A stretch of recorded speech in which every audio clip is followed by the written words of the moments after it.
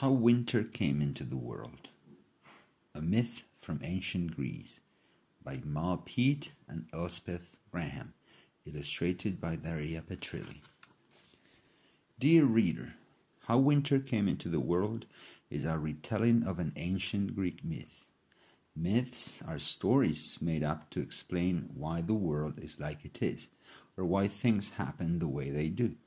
The stories of Persephone and Hades tells us why the seasons change. We don't know whether the ancient Greeks really believed these explanations.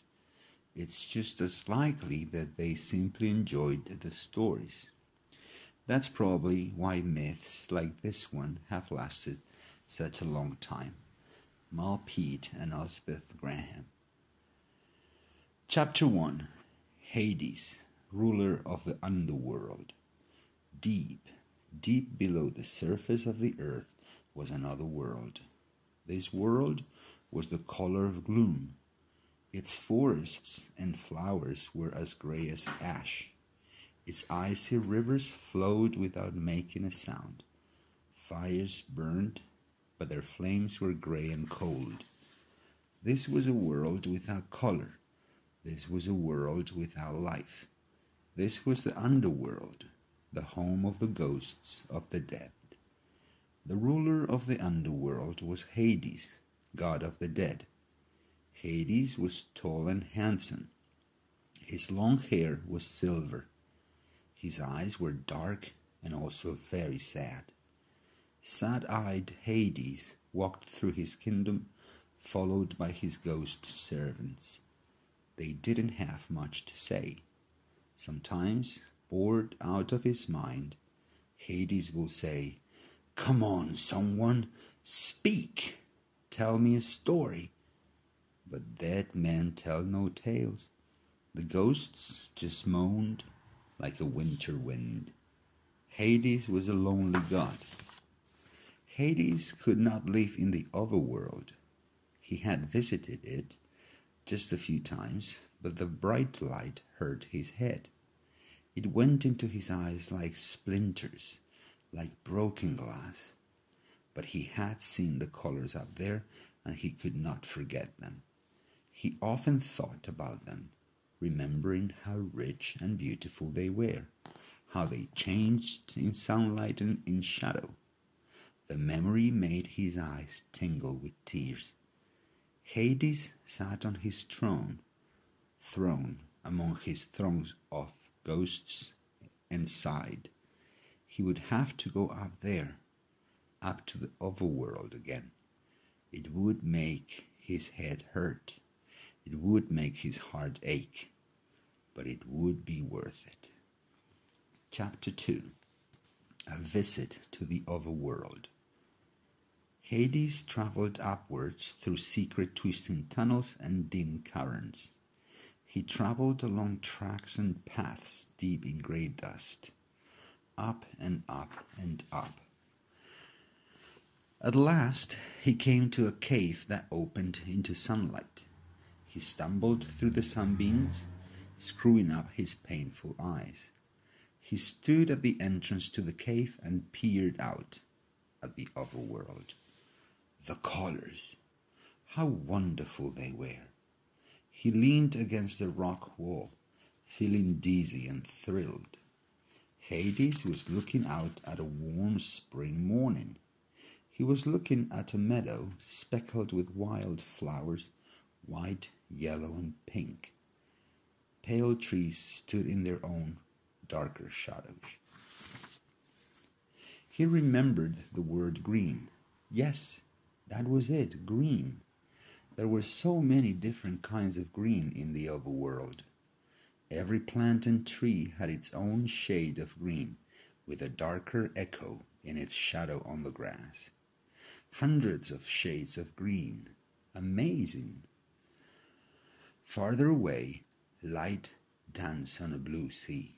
Farther away still, pale purple mountains rose towards a clear blue sky. Hades grew giddy looking at them. There were sounds, too. Leaves whispered in the breeze, animals called in the distance. The sky was full of birdsong. Hades shaded his eyes with his hand.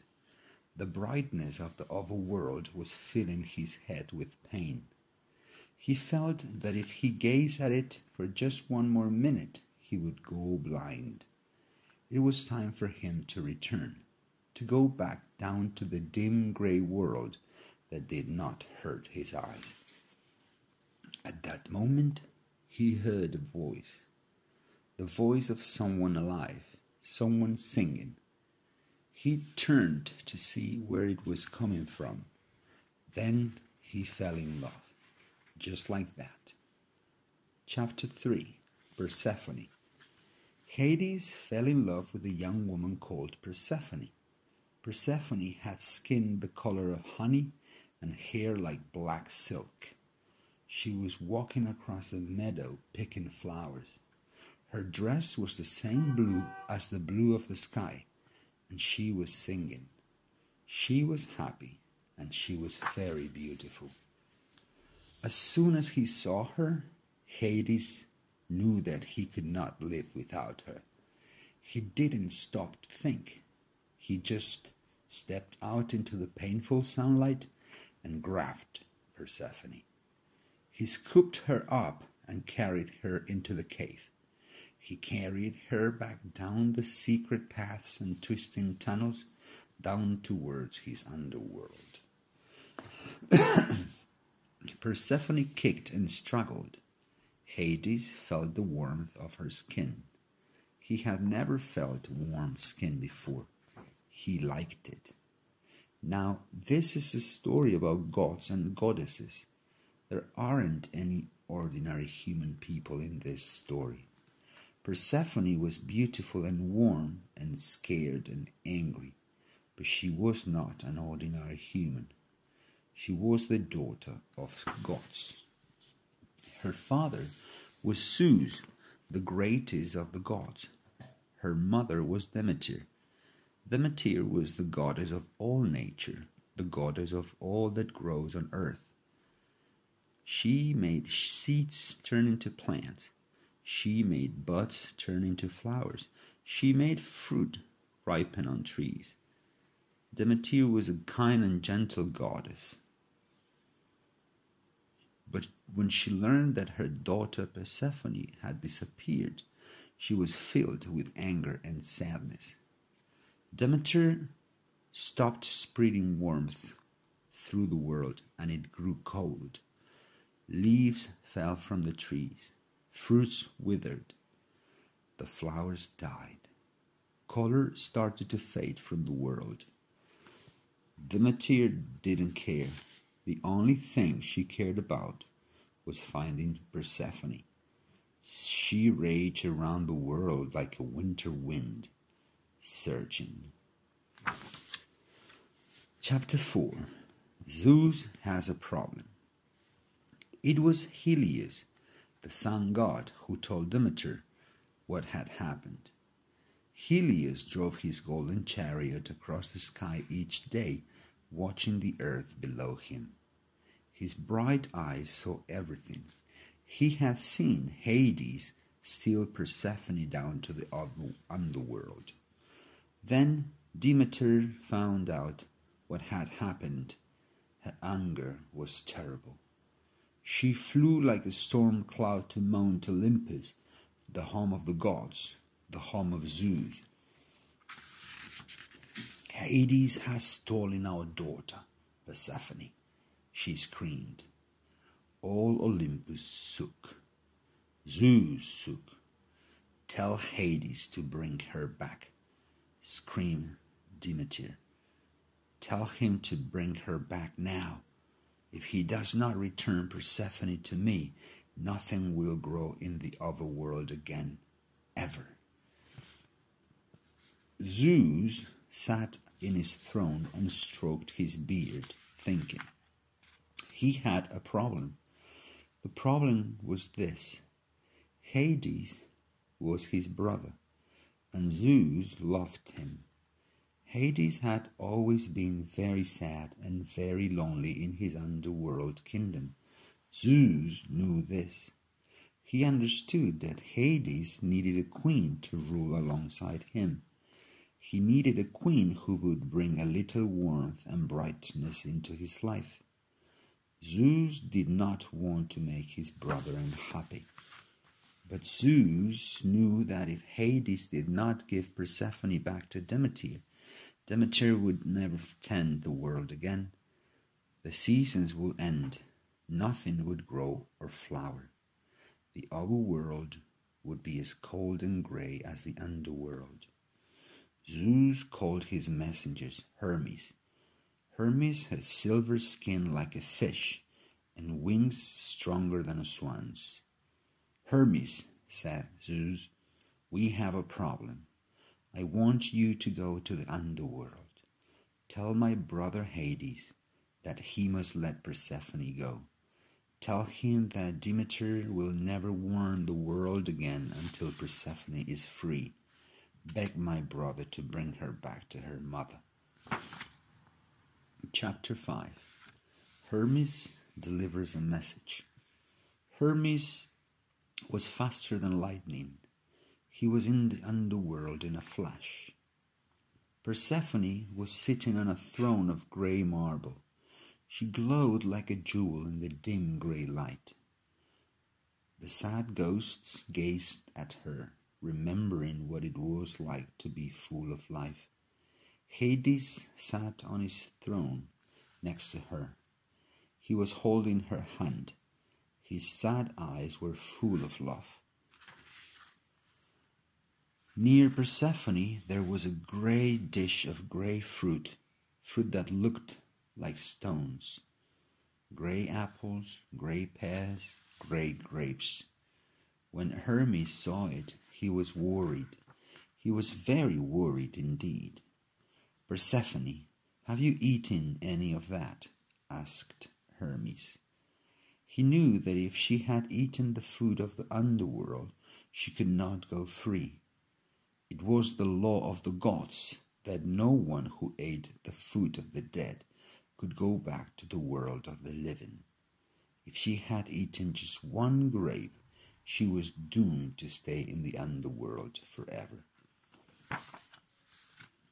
Persephone shook her head. She had not eaten the grapefruit.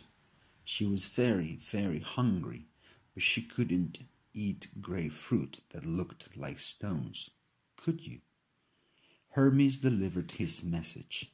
He told Hades that Zeus wanted Persephone to return to the other world and her mother.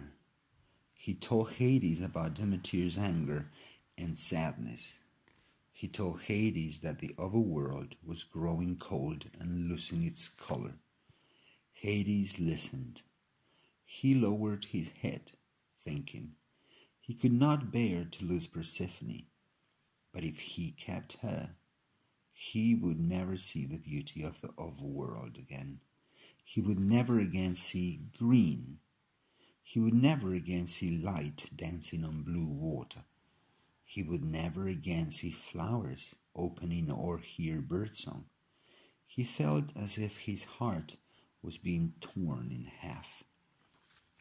Persephone was filled with joy at the thought of returning to the world of warmth and color. But she also saw the hurt in Hades' sad eyes.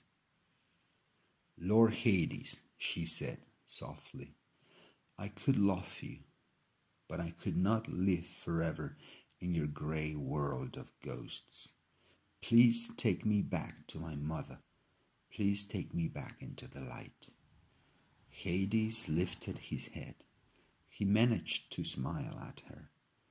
I have no choice, he said. Chapter 6. The pomegranate seeds. So once again Hades traveled up towards the overworld, this time with Persephone close behind him. Up along twisting grey paths they went, through gloomy caverns. Up and up they went, across cold and silent rivers and through silent forests of ash-grey trees. Near the end of their journey, they passed a small pomegranate tree. Persephone, without knowing why she did it, picked a fat grapefruit. Perhaps she wanted a keepsake, a souvenir of her time amongst the dead. Hades did not see her do it. His eyes were fixed on the path ahead. Now the first pale beams of sunlight reached them. A splash of light fell onto the pomegranate in Persephone's hand. The skin of the grapefruit began to change color. As more warm sunlight touched it, the pomegranate ripened. It turned a rich yellow, splashed with orange, and speckled with red. Persephone split the pomegranate open. Inside, each ripe seed was wrapped in sweet red flesh. Her mouth watered. At the mouth of the cave, Hades shaded his eyes with his hand. Then he stepped into the sunlight to where Demeter and Zeus stood waiting. Hades held out his arms to greet his brother. Zeus embraced him, smiling. At that moment, a terrible cry split the air. It came from Demeter. Hades whirled around. He saw the pomegranate in Persephone's hand, grasped it, and hurled it back into the darkness of the cave. But it was too late. Persephone had eaten just three of the ruby red seeds. She had eaten the food of the dead. She belonged to the dead. The light of the overworld stabbed her eyes, and she staggered back into the gloom.